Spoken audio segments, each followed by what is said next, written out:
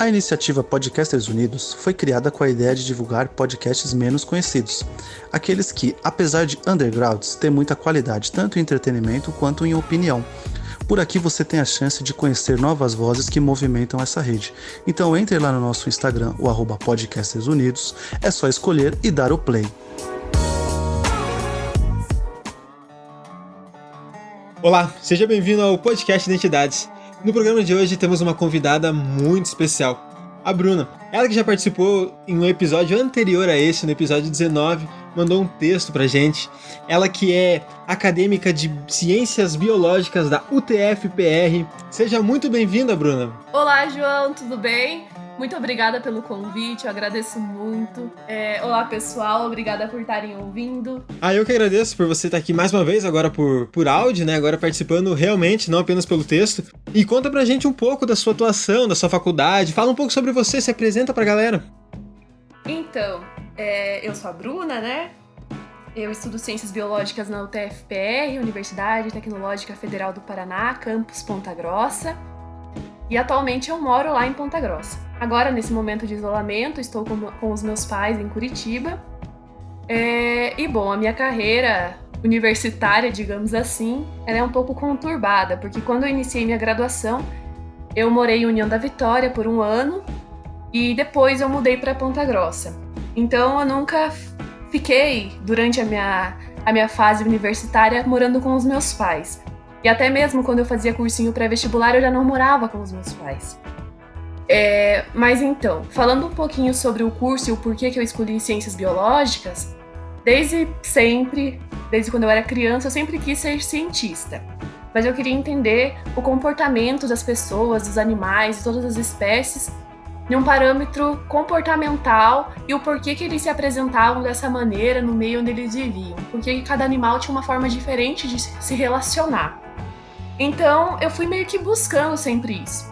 Aí, quando eu entrei no teatro, e hoje eu sou atriz formada, eu comecei a buscar essa maneira de interação, essa complexidade dessas interações.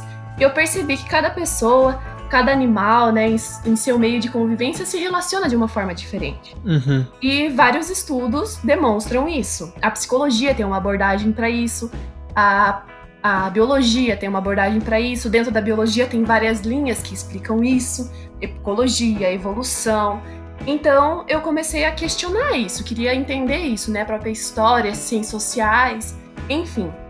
E como eu sempre tive esse pensamento e essa vontade de aprender bastante a filosofia, a história, mas no ensino médio eu não gostava de biologia. Porque me era apresentado de uma forma que eu não compreendia, era muito isolado as disciplinas, né? Uhum. E lá, então, no cursinho pré-vestibular, eu encontrei 2 professores, a Carol e o Cláudio, que me mostraram a biologia muito integradora, de uma forma que abrangia muito isso. Então, eu me interessei por biologia. Chegando na universidade, eu aprendi que na ecologia era mostrado o comportamento dos animais e principalmente uma interação entre aqueles animais, aquelas espécies. Que a ecologia aborda a interação daquele meio, o que cada espécie, como que funcionava, por exemplo, a relação mesmo. E aí, e como eu queria entender isso mais a fundo, eu comecei, no final daquele ano, na disciplina de ecologia, eu comecei a estudar história de vida dos animais. Uhum. E aí eu me apaixonei, porque era realmente aquilo que eu queria aprender, né? E aí eu comecei a relacionar a sociologia com aquele movimento ali. Então, desde então, eu comecei a querer estudar muito mais a fundo. E aí foi quando depois eu mudei de universidade. Lá, desde o meu primeiro ano, eu comecei a estudar a ecologia comportamental. Eu entrei num projeto com formigas, depois eu entrei num projeto de formigas com fungos, né, que era comportamento também, e aí falava um pouquinho nesse projeto, que ele existe também até hoje, e esse projeto, ele me dizia o quê? Que é uma pesquisa, né, que é o comportamento de uma espécie de formiga com uma espécie de fungo, que faz a interação e ele faz um parasitismo na formiga. e ele faz com que a formiga mude de comportamento, que naturalmente ela não tem esse comportamento. E aí, o que acontece? Eu não sei se você já ouviu falar daquele fungo Cordyceps. Esse Cordyceps, ele é bem conhecido como fungo zumbi. Já ouviu falar, João? Pior que eu não faço ideia do que seja isso. Então, mas na verdade ele não tem nada a ver com zumbi. Mas então por que é zumbi, então? Por que o nome do zumbi se não tem nada a ver com zumbi? Então, mas você sabe como as pessoas conhecem, porque como ele faz com que a formiga mude o comportamento, aí ele colocaram o nome de zumbi, né? Porque é meio que ele mata ela, entendeu?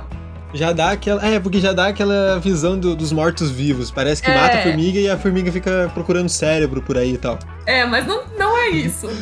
Não é isso. Então tá. Então eu explico por que é o zumbi. Mas, não, então, a questão de falar que é zumbi é porque ele faz com que ela mude o comportamento. Uhum. E ela, naturalmente, ela não morre no alto, né? Ela não vai buscar morrer no alto das plantas. E quando ela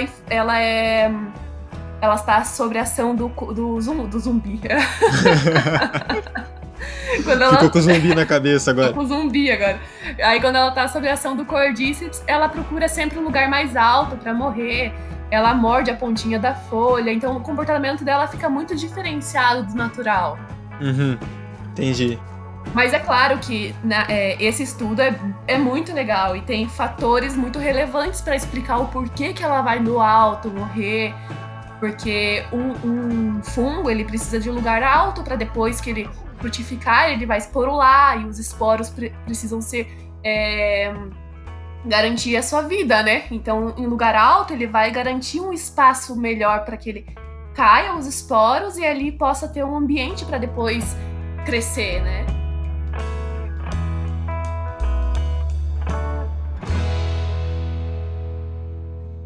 Quando se fala em comportamento, quando a gente pensa em comportamento, a gente pensa muito no comportamento das pessoas, né, dos seres humanos. São seres racionais, são seres que se baseiam pela razão. Enquanto os animais, geralmente, né, eles são colocados como seres não racionais. É certo essa colocação de a gente pensar que o animal não pensa, que o comportamento do animal não é baseado num raciocínio da forma dele? Então, eu acredito bastante assim que a grande sacada da biologia do comportamento humano é contrariando, né, a perspectiva de seres humanos que são diferentes de outros animais por questões sociais. Uhum. Porque por controlarem os instintos, por terem maior flexibilidade comportamental, dá a entender assim que são diferentes porque pensam, né? E não quer dizer que os outros animais não pensem. Eles podem pensar, mas de maneiras diferentes, né? Todos os seres se manifestam no meio onde vivem, mas de maneiras diferentes. Sabe por que me dá essa dúvida? Porque aqui em casa a gente tem 3 cachorros. Aí um fica do lado de fora e tem 2 que ficam dentro de casa. Agora tem um que ele aprendeu a subir na cadeira, sentar na cadeira e ficar com as patinhas na mesa esperando receber comida. Uhum. Aí eu queria entender como é que o cachorro entendeu que se ele fizer isso ele vai ganhar comida. Isso é uma questão de aprendizagem, né? O cachorro tem a capacidade de aprender também, né? Como é que eu queria entender de verdade, eu queria entender dentro da cabeça daquele cachorro como é que ele raciocina, como é que ele associa um comportamento ao outro. Aí agora, hoje, ele é mais inteligente que a gente, ele consegue roubar comida da mesa agora. Não sei como. Aí quando a gente tá distraído, ele sobe na mesa e pega comida e quando a gente vê, perdeu. Ontem a gente perdeu um hambúrguer por causa dele. Então nós estamos numa fase que nós estamos perdendo. O cachorro tá mais inteligente. Ele tá mais inteligente que a gente. Dizer que o cachorro não pensa, que o animal não pensa é muito errado, né? Então, mas é que com o tempo, os animais domesticados, né, principalmente, eles pensam que algumas formas de comportamento deles, eles percebem que aquilo atribui para eles uma manifestação de ganho, né? Então, se ele se manifestar daquela forma, ele vai ser beneficiado. Na psicologia, no behaviorismo, eles chamam isso de reforço. Se não me engano, é reforço. Eu não sou o maior especialista em comportamental, mas isso é o reforço. É questão de reforço e punição, e como você acaba condicionando o animal a ter um certo comportamento. Quem sabe foram condicionando ele a ser mal educado, assim, de ficar pulando na gente, subindo na mesa. Única explicação que eu vejo. Mas também tem tem a questão dos instintos, né? E como que... Eu não sei se você já viu aqueles quadrinhos, assim, às vezes parece na internet, o animalzinho, quando ele fica pulando com a língua pra fora e abanando o rabo, ele tá feliz. Então, eu não sei se aquilo realmente, aquela explicação toda é real, né? Porque... Porque, pensa comigo, a gente quer atribuir um sentimento humano ao animal. Exatamente, né? A gente tem essa questão, né, de atribuir e dar nome a todas as coisas que a gente sempre tá vendo, né? Sim, E aí, só que a gente atribui as coisas de acordo com a nossa perspectiva, né? E aí, às vezes, não é aquilo que o animal ali tá realmente sentindo. Exato, porque a gente tem essa questão dos sentimentos, a questão da sociabilidade mais evoluída por causa do córtex frontal. Então, dizer que um animal possa sentir as emoções, os sentimentos que a gente sente é um pouco exagero, né? Sim, daí você lê aquele cartazinho lá que tá escrito que o animal ele tá triste quando ele não sei o quê, ele tá feliz quando ele faz não sei o quê, né? Então, aí você tá atribuindo a sua emoção a um animal que não se manifesta dessa maneira. Mas que eles têm na forma dele, né? O sentimento da forma deles, eles têm. O sentimento da forma deles. Mas é claro, a gente também tem que lembrar que eles convivem com a gente. E os nossos comportamentos, eles são associados ao ambiente que a gente vive. E, né, o animal, ele também vive com a gente. Então, o comportamento deles também estão associados ao ambiente que eles vivem. Por isso que o teu cachorrinho, ele rouba a comida da sua mesa. Porque ele sabe que tá disponível o recurso pra ele na mesa. Entendeu? Entendi. E na natureza, como é que funciona? Porque com o animal doméstico a gente vê isso melhor, essa aprendizagem. Mas na natureza, não tem ou ocorre diferente essa forma de condicionamento, por assim dizer, essa forma dele se comportar? Como é que funciona? É por instinto? É alguma outra relação, um raciocínio? Então, a gente tem que lembrar os instintos, né? E também tem que lembrar que o animal, ele tem o sucesso de vida dele. Tem a questão dos animais mais sociais, aqueles que se vivem em grupos, né? Tem animais que não gostam de viver em grupo, eles não se dão bem em grupos.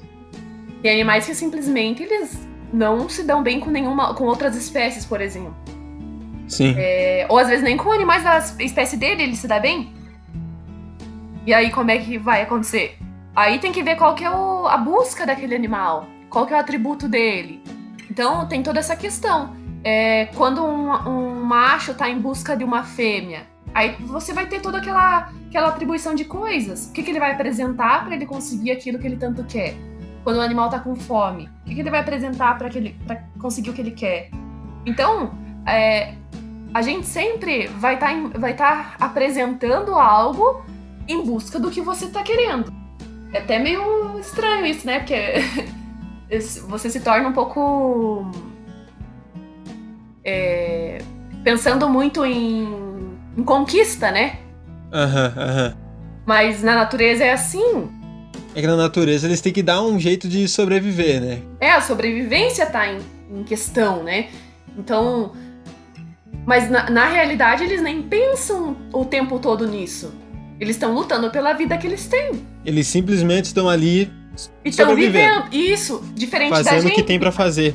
Diferente da gente que tá pensando nessas questões. Né? Nessas questões sociais, nessas lutas por essas questões, que nós temos essas lutas. Nós temos a questão de pensar o porquê que nós lutamos.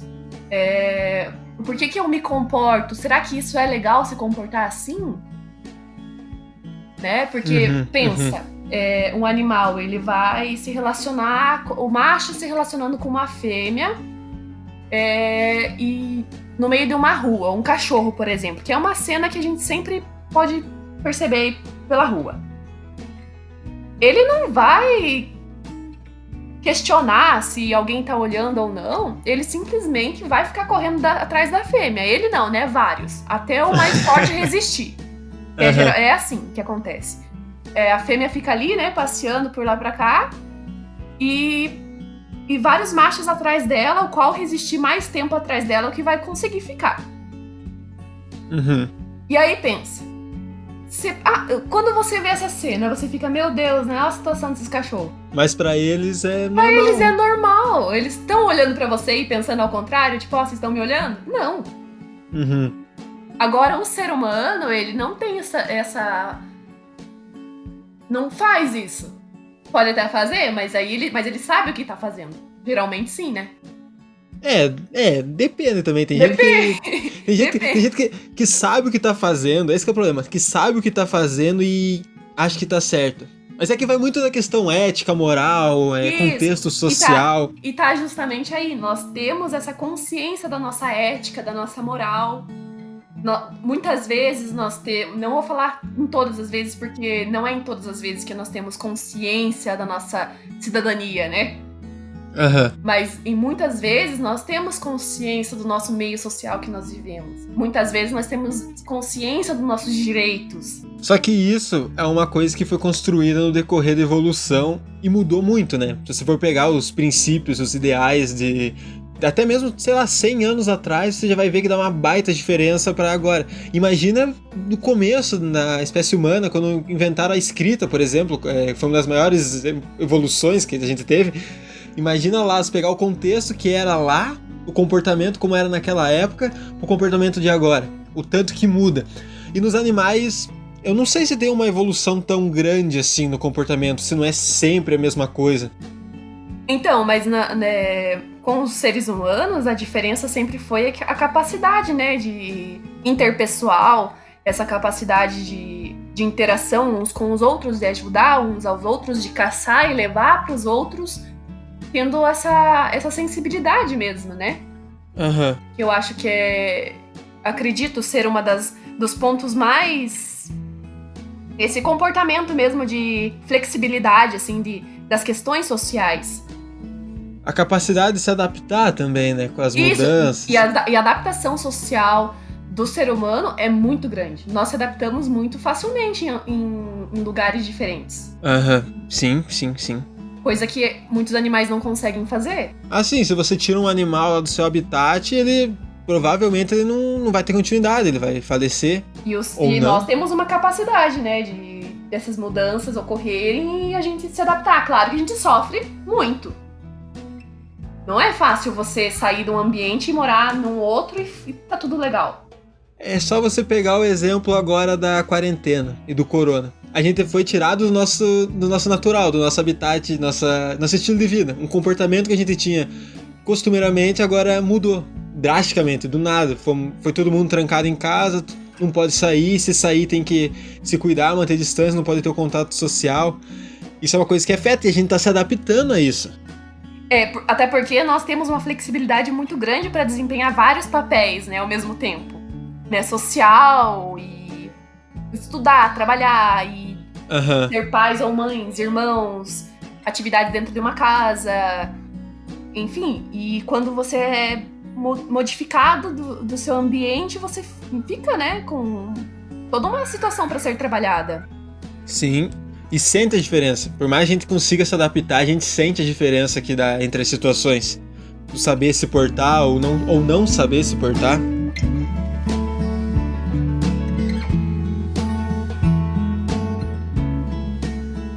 Então, sabendo como a gente se porta perante certa situação, a gente aprende como numa situação nova.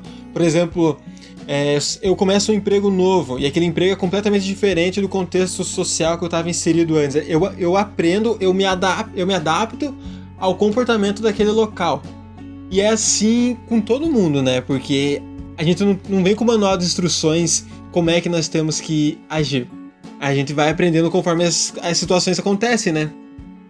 Essa aprendizagem em geral, ela tem a capacidade, né? A nossa capacidade cognitiva, né? Que ela vem em detrimento de uma outra atividade. Então, por a gente estar sempre exercendo atividades, nós somos colocados a situações de ser explorados, né? No sentido de explorar as ideias. Esse mundo das ideias, essa contemplação e a observação, né? Então nós observamos as situações e por observar a gente aprende as coisas também. Não sei se você já viu aquelas imagens dos chimpanzés e dos outros macacos por aí fazendo movimentos e criando coisas, tipo, no sentido de com ferramentas e tal. Esses dias eu vi um vídeo de um macaco roubando uma mochila. Ele aprendeu a roubar uma mochila. Eu tô surpreso como é que ele aprendeu a roubar uma mochila. Como é que ele viu, né, roubarem uma mochila. Exatamente. Eu vi eu acho que era um papagaio num vídeo esses tempos de comportamento. Ele primeiro foi colocado várias trancas num cofrinho assim. Várias trancas em um cofre. E tinha uma certa forma de abrir aquele cofre. Não era super horrível, assim, era umas alavanquinhas, assim, e outra tinha uma rodelinha que você girava, ela encaixava em outra coisinha, enfim. Só que tinha uma sequência. E aí, ele foi submetido a 3 vezes tentar abrir aquilo. Na primeira vez ele não conseguiu, mas ele percebeu que na primeira vez ele não conseguiu, mas sabia que tinha que girar para um determinado lado, já que naquela primeira não deu porque ele girou para o outro lado. Aí na segunda também não deu porque a segunda pecinha ele girou para um lado contrário. Na terceira vez, ele girou todas as peças no lugar certo. Porque as tentativas anteriores fracassaram, mas a outra tentativa, que ele já sabia que as pecinhas que ele tinha girado teriam que ir para o outro lado, já que no outro lado não dava, naquele sentido que ele tinha que tentar agora seria o certo. Então, assim, as experiências, elas foram ruins, né, as outras, mas levaram ao aprendizado. Claro que talvez ele esqueça disso, né? Mas naquele momento ele teve um aprendizado. Só que nós temos uma capacidade maior de lembrança, né? Tem um experimento na psicologia também que é baseado nessa tentativa e erro. É do Thorndike, que ele fez com um gato. É praticamente a mesma coisa. Ele colocou o gato numa caixa, o gato com fome, e aí do lado de fora da caixa tinha comida. Aí o gato ia tentando até que uma hora ele conseguia abrir. Aí de novo ele colocava o gato lá dentro, fechava o gato ia mexendo lá, tinha uma tranca, tinha fio, tinha umas paradas pra ele abrir lá. Aí ele ia tentando até que ele conseguia abrir de novo. E assim ia, até que uma hora ele aprendeu como é que abria aquela caixa. É a mesma situação do que você deu, o mesmo exemplo que você deu. Por quê? Ele vai tentando até ele conseguir aprender. E isso explica muito a questão de aprendizagem, que às vezes a gente tenta, vai errando até que uma hora a gente acerta e não torna a errar. A gente começa a fazer só aquele comportamento que a gente aprendeu que é certo. E o que eu acho muito interessante também é nós ter a ideia, né? Ter essa noção mesmo de que os padrões, essas atividades, elas obedecem padrões de idade, de sexo, de capacidade cognitiva. Então, não adianta eu pegar uma criança ou um adulto e tentar enfiar na cabeça dela uma coisa que não é pra ela. E muitas vezes lá eu vou... Porque assim, eu vejo que na própria educação, né? Alguns pais que querem que os filhos sejam super inteligentes e não sei o quê, acham que o filho brincando ele não vai ser inteligente. E aí quer forçar a criança a estudar uma coisa que, poxa, não tá no momento dele fazer aquilo. Colocam a criança no judô, na arte, no balé, no inglês, no espanhol, no francês quando que ela vai ser criança de verdade? Isso, não que não possa colocar ela em várias atividades, lógico. Mas obedeça o padrão dela. De idade, né? Enfim. De capacidade dela ali naquele momento. Sim, tem que respeitar o tempo. É complicado, né? Respeitar o tempo. E que nenhum é igual, né? Nenhum animal é igual. Nada é igual. Exatamente, cada um com suas particularidades, cada um com sua individualidade. Aí a gente quer se comparar com o outro também. Porque o outro com 17 anos aprendeu a falar outra língua e eu aqui com 25 não sei ainda. Mas é cada um no seu tempo, né? Cada um tem seu ritmo de aprendizagem, seu jeito de aprender. Isso não faz ninguém mais inteligente ou menos inteligente que o outro. E sem contar que todas as formas de fazer coisas é inteligência, né? Por exemplo, se eu for colocada numa selva, eu não vou saber sobreviver por muito tempo, embora eu tenha conhecimento teórico de coisas. Agora, um índio que tem conhecimento da prática, ele sobrevive muito bem. E vive lá. É o ambiente dele. Entende? E isso é conhecimento, isso é inteligência. Sim, e é baseado na experiência e a vida inteira tá lá. Não é de uma hora pra outra também que, digamos, caso fosse uma situação inversa, que um índio viesse pra cidade, ele ia ficar perdido também, mas ele poderia se adaptar e aprender, assim como Pode se a gente... aprender. A mesma coisa que eu for pra uma cozinha de profissional, né? Trabalhar num restaurante profissional e for jogado pra uma cozinha. Eu vou fazer tudo errado. Exatamente, eu também. Eu não vou saber fazer nada, eu vou queimar tudo lá e vai pegar fogo, porque eu não sei fazer nada naquilo. E não quer dizer que eu não tenho inteligência. Eu não sei se os clientes iam querer comer miojo. Exatamente. Só miojo e ovo frito não ia dar também. Não, eu consigo fazer mais do que ovo frito e miojo, né? Mas não quer dizer que fazer ovo frito e miojo não seja inteligência. Exatamente, é que não tem prática, não tem experiência em fazer outras coisas. É isso que eu quero dizer. Sabe por quê? Porque eu não sei fazer um miojo decente. Então, se alguém me apresentar um miojo decente, eu vou comer, porque o meu miojo ninguém come. A única pessoa que pesquisa no YouTube pra como fazer miojo deve ser você. Por isso que eu não como miojo. Boa, saudável. Não é só por isso, né? Não, mas a questão da aprendizagem, a gente tende muito a dizer que não é porque a pessoa faz uma coisa mais complicada, a gente acha que ela é mais inteligente. Mas na realidade ela foi às vezes colocada a fazer aquilo, a experimentar certa situação mais vezes do que a gente. A gente tá lá começando a fazer alguma coisa e acha aquilo, nossa, é impossível, nunca vou conseguir fazer isso. Mas calma, você só tá começando a aprender. E você não vai chegar no auge de primeira, né? Tem que começar... É complicado isso, né? Porque a gente é questionado a pensar sobre isso desde criança. A gente é colocado a pensar o que você vai ser quando crescer. Uhum. Aí você coloca como se algumas profissões elas fossem super grandiosas e algumas outras você nem fala, porque como se elas nem fossem importantes. Mas elas são tão importantes quanto aquelas que você já colocou na sua cabeça como super grandiosas, importantes e maravilhosas. Exato. Valoriza-se muito. Uma supervalorização em algumas coisas que, poxa, todas são importantes. Todas são necessárias, senão não existiriam. Exato. E tem tanta profissão que antes eu vi como essencial e hoje tá ficando obsoleto. Vai acabar, uma hora ou outra vai acabar. É uma inovação. Então, nada mais justo do que você estimular as crianças a terem pensamentos criativos. Tentar ser criativo na forma de agir, na forma de se relacionar e na forma de criar coisas mesmo.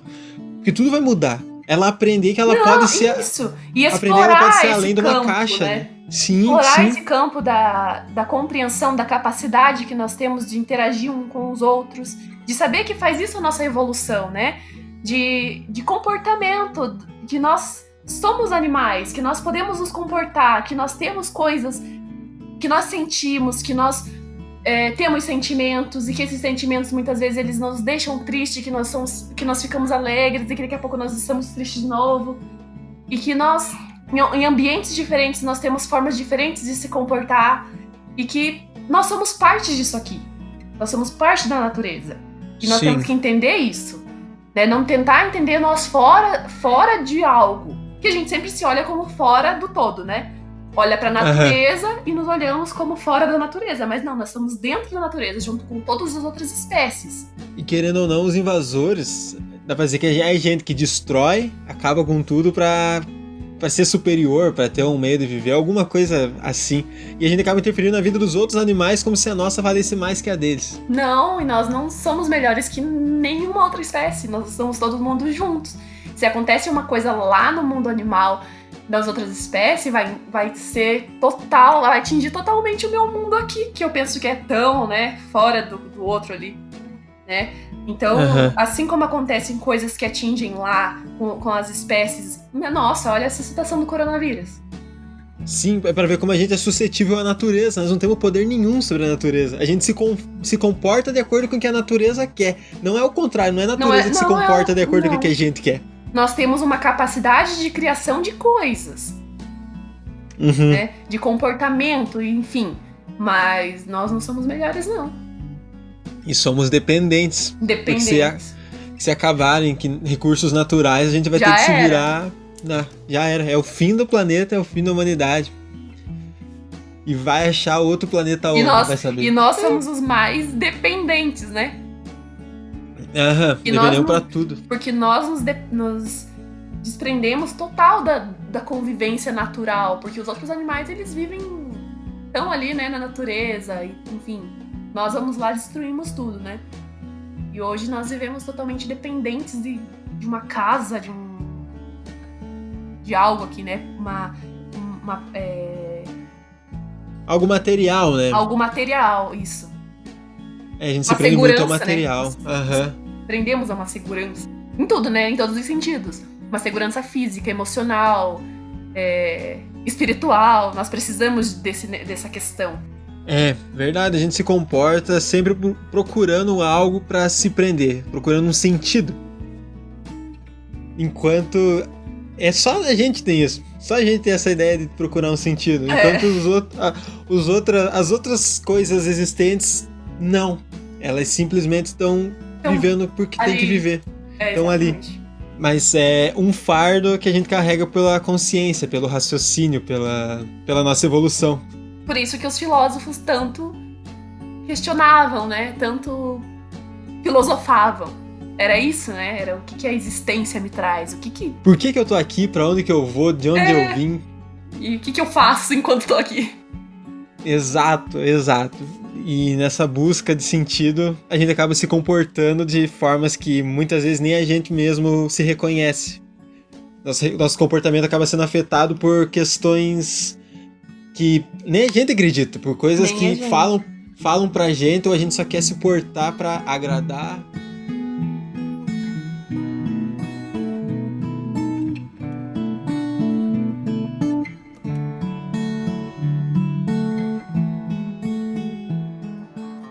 Então chegamos ao final aqui do episódio de hoje. Muito obrigado, Bruna, por ter participado. Agradeço de coração pela sua participação.